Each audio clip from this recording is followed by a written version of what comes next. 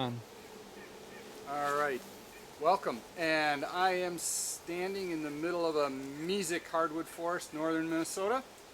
Um, Andy David, dendro instructor, and the intrepid Brad Jones working the camera in the back there as he's waving his fingers hello.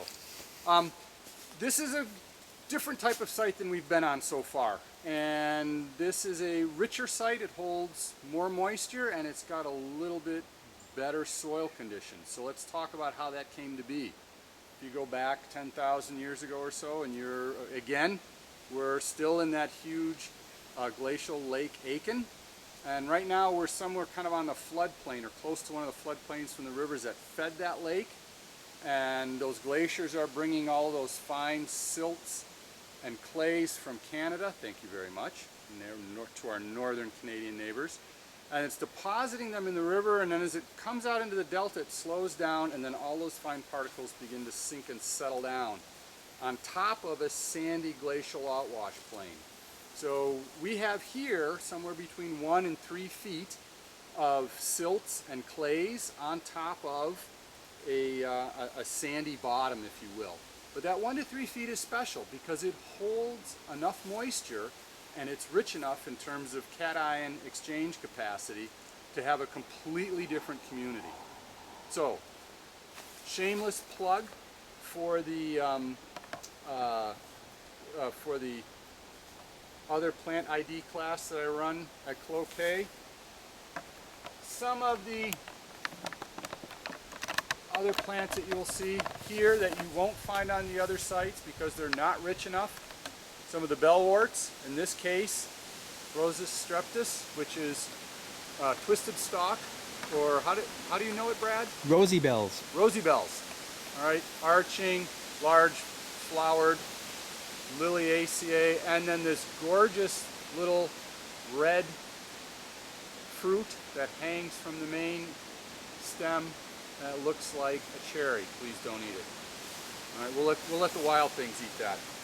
So we have rosy bells, we have large flowered bellworts, we have American spikenard, we have some of the ostrich fern, lady fern. In the background over here, we have a perennial, and this is leatherwood. And I don't know if we can get to it or not. This time of the year, we start to see these holes forming. They were originally brown spots on a dark green leaf. This is as tall as it's really ever going to get. You know, as it gets older, it'll get slightly taller, but this is good size, very flexible. We can bend that around. We also have, as we might expect here, sugar maple, a very common indicator species for high site quality. We'll walk through. These are mostly ironwood in the understory. We've got another sugar maple here. Brad's doing the circling. Here I am, here I am. If I keep going, we're going to pick up a basswood in a moment. That'll make it all the way around.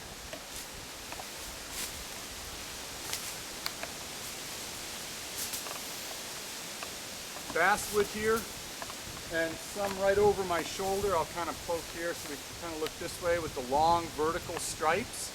All right, this is another high site fertility, high site moisture species, and yellow birch.